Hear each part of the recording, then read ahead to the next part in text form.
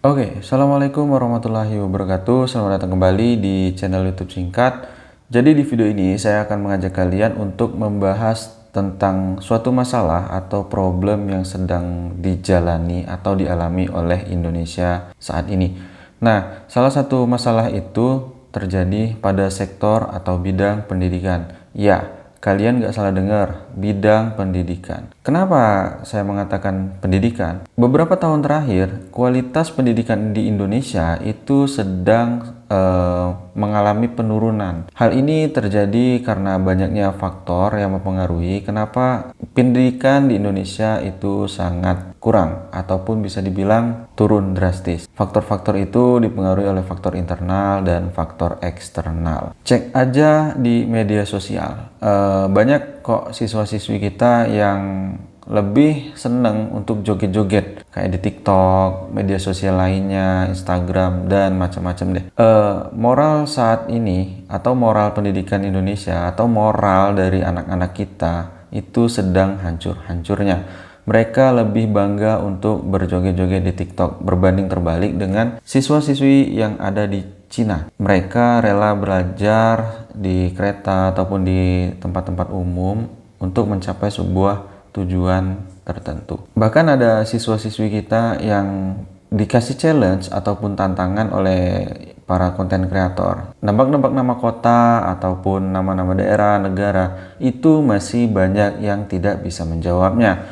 Karena mereka kurang literasi. Kenapa bisa dikatakan kurang literasi? Karena mereka itu lebih senang membaca Google atau nonton media sosial, TikTok, dan lain-lainnya. Berbeda dengan siswa-siswi era mungkin KTSP ya, KTSP ke belakang ataupun 2000-an ke bawah, dimana media sosial itu ya sesuai dengan perkembangan zaman saat itu belum ada, hanya televisi kan. Mereka lebih mencari buku karena ada slogan buku adalah jendela dunia, dan itu benar adanya. Sebenarnya hal ini terjadi bukan karena kita menyalahkan atau memojokkan siswa-siswi saja.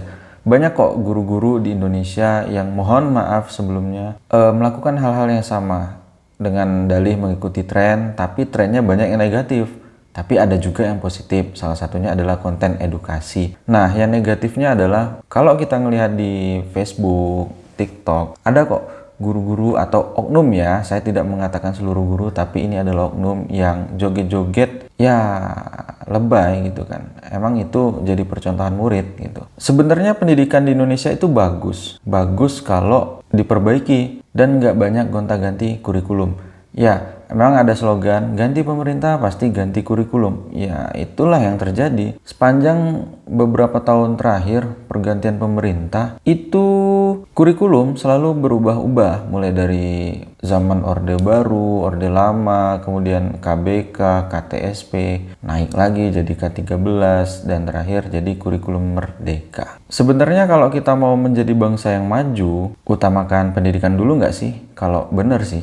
Salah satunya adalah mulai dari pemerataan sarana dan prasarana atau penunjang kegiatan belajar mengajar, peningkatan kualitas guru, dan salah satunya adalah penyediaan literasi, yang dimana semua itu adalah urutan atau satu kesatuan yang memang tidak bisa dipisahkan. Memang literasi ini sangat penting dan juga didukung dengan guru-guru yang berkompeten di bidangnya khususnya. Namun yang kita ketahui banyak kok guru-guru yang merangkap gitu kan. Mapelnya PJOK misalnya kan ngerangkap jadi guru bahasa ataupun guru yang lainnya atau guru sejarah. Dan sebaliknya, guru bahasa merangkap jadi guru PKN misalnya, jadi guru PAI gitu kan. Nah, itu bentuk sebuah profesionalitas yang sebenarnya sangat dipertanyakan. Tapi sebelum kita terlalu jauh, hal tersebut terjadi karena kurangnya stok guru ataupun guru-guru yang berkompeten di bidangnya. Contohnya saja, banyak guru-guru honorer yang merangkap jabatan. Karena kenapa? Kurangnya guru-guru pegawai negeri sipil atau guru P3K yang sesuai dengan keadaan di lapangan. Jadi apabila kita ingin menjadi sebuah bangsa yang maju, kan kita tahu kita ini adalah bangsa yang besar. Kita harus mengimbangi dengan kualitas SDM yang tersedia di lapangan dengan cara memberikan pelayanan-pelayanan ataupun pelatihan bila perlu peningkatan pendidikan di daerah-daerah pelosok. Agar kenapa? SDM di negeri kita ini meningkat kualitasnya. Jadi nggak sebatas, mohon maaf, banyak di daerah-daerah terpencil atau daerah tertentu SDM-nya rata-rata tamatan SD, SMP, bahkan SMA. Sedangkan mayoritas sekarang kalau bisa sih emang harusnya S1. Tapi nggak menjamin juga sarjana itu bisa menjadi percontohan atau membuat sebuah SDM yang cukup baik. Bahkan banyak kok orang-orang yang nggak sekolah ataupun tamat SD, SMP, SMA itu memiliki daya pikir ataupun kualitas SDM yang lebih baik daripada para sarjana. Ini sebuah cambuk juga bagi para kalian yang sudah menjadi sarjana. Buktikan bahwa hasil dari kuliah kalian itu bermanfaat untuk Indonesia itu tersendiri. Oke, banyak faktor sih yang mempengaruhi kualitas pendidikan di Indonesia. Selain peran pemerintah yang sangat penting, tetapi juga peran SDM yang juga tak kalah penting. Pemerintah dan sumber daya manusianya itu sendiri. Bagaimana sumber daya manusia bisa maju kalau pemerintahnya tidak mensupport secara penuh, khususnya di bidang pendidikan. Nah, jadi kita masuk ke faktor pertama, yaitu pemerataan pembelajaran. Ya, kalian gak salah dengar, pemerataan pembelajaran. Saya secara pribadi terus terang kurang puas dengan pemerataan pembelajaran yang dilakukan pemerintah beberapa tahun ke belakang. Ya, karena kenapa? Pemerataan pembelajaran ini menurut saya itu sangat penting. Agar apa? Antara pembelajaran atau pendidikan yang ada di kota besar ataupun wilayah-wilayah yang memang mudah dijangkau itu sama dengan kualitasnya yang ada di pelosok. Nah, ini terjadi ketika sebuah kejomplangan antara pendidikan atau pembelajaran yang ada di kota-kota besar dengan pelosok itu sangat terasa. Di mana infrastruktur ataupun hal-hal penunjang lainnya itu hanya tersedia di kota-kota besar, tidak tersedia di, maaf ngomong, daerah terpencil. Karena kenapa? Dengan alasan ya akses yang susah. Nah, hal tersebut sebenarnya bisa ditanggulangi dengan cara apa? Menerapkan ataupun meletakkan guru-guru terbaik di pelosok-pelosok negeri untuk membangun negeri-negeri terpencil tersebut. Hal ini bisa dilakukan pemerintah agar pemerataan pembelajaran yang ada di pelosok-pelosok itu sama dengan yang ada di kota-kota besar. Tapi balik-balik lagi, pemerintah memang harus benar-benar fokus gitu kan. Contoh saja yang paling nyata yaitu tersedianya layanan internet dan literasi yang ada di pelosok. Akses inilah yang sulit untuk dilakukan karena bagaimana ketika sebuah perkembangan zaman yang dimana guru-guru pun harus update gitu kan dengan sesuatu yang ada di dunia maya. Contohnya sebuah literasi yang mengatakan bahwasanya Indonesia itu darurat ataupun krisis. Apakah hal tersebut bisa dirasakan oleh orang-orang yang ada di pelosok? Ada sebagian yang merasakan, ada juga yang tidak. Karena kenapa? Mereka tidak dapat informasi terupdate yang ada di kota-kota besar saat ini. Dan itu harus dilakukan pemerintah. Salah satunya adalah penyediaan layanan internet gratis di pelosok negeri. Kemudian penyediaan layanan pendidikan atau tenaga pendidik di daerah-daerah khususnya ataupun di Indonesia itu sendiri. Ya, pemerintah harus lebih optimal lagi dalam menyeleksi guru-guru, khususnya dalam pembukaan CPNS ataupun P3K ataupun pemberlakuan atau penerapan pengangkatan seluruh guru honorer itu harus lebih selektif lagi. Karena banyak kok guru-guru di luar sana yang memang tidak berkompeten di bidangnya, ya karena kedekatan dalam artian orang dalam gitu kan, bisa jadi guru, itu benar-benar diseleksi gitu kan. Ya, sebuah kemirisan yang terjadi saat ini, Indonesia memiliki tingkat guru ataupun kualitas SDM-nya yang juga sangat kurang. Dimana kalian bisa cek kok di media sosial, banyak guru yang ngomongnya nggak jelas gitu kan, ataupun menyudutkan suatu instansi yang lainnya. Atau juga guru-guru yang asik menjadi TikTok gitu kan.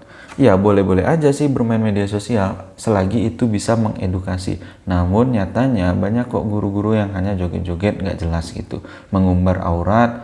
Bahkan banyak kok yang lagi viral guru dengan murid gitu kan. Salah satunya ya kalian tahu sendirilah, hal-hal yang viral itu lebih cepat menyebar. Nah, yang ini menurut saya lebih penting, gonta-ganti kurikulum. Sebenarnya apa sih manfaat dari gonta-ganti kurikulum? Ya ada manfaatnya itu. Salah satunya adalah mengikuti perkembangan zaman. Gonta-ganti kurikulum boleh-boleh aja selagi itu bisa bermanfaat untuk masyarakat khususnya.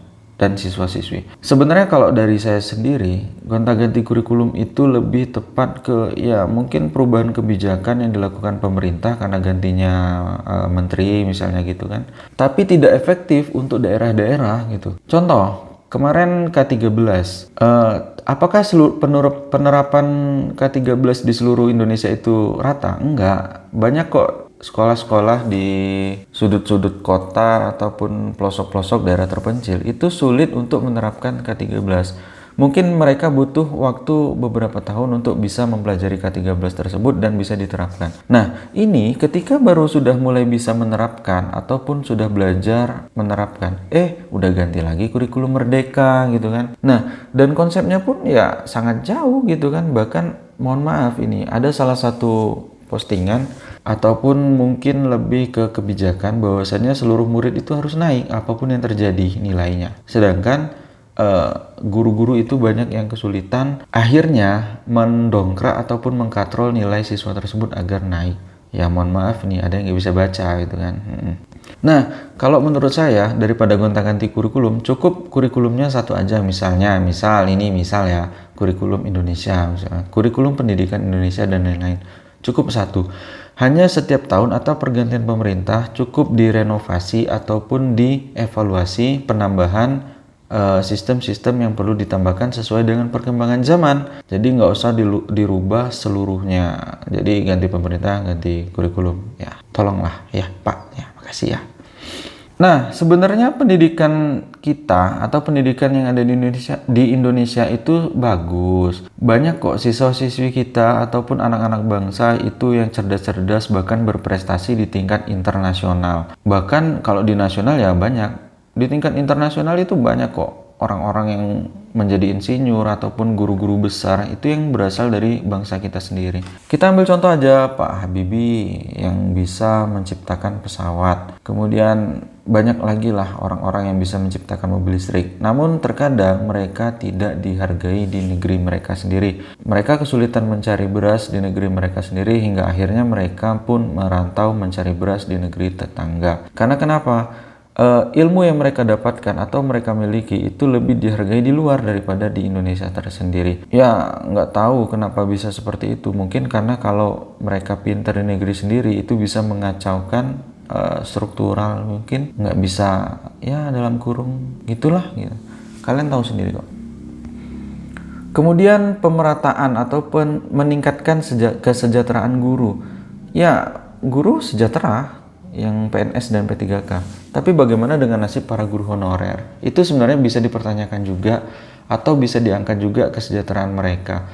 Karena ketahuilah bahwasanya guru honorer itu banyak yang merangkap kerjanya tidak sesuai dengan yang ada di lapangan. Bahkan lebih berat dari para pegawai itu sendiri. Itu harus diperhatikan. Mungkin dengan meningkatkannya kesejahteraan guru honorer bisa meningkatkan kualitas pendidikan di Indonesia. Oke, jadi sebenarnya sangat banyak sekali faktor-faktor yang membuat pendidikan saat ini sedang merosot. Ya, mungkin berbenah diri dan mencari solusi terbaik, duduk bersama, mendengarkan aspirasi sekolah-sekolah yang ada di pelosok. Salah satunya adalah infrastruktur dan sarana dan prasarana. Karena hal tersebut bisa menunjang kualitas pendidikan di Indonesia. Oke, mungkin sekian dulu pembahasan kita pada hari ini. Semoga apa yang saya sampaikan bisa dimengerti dan bisa menjadi motivasi untuk kalian semua.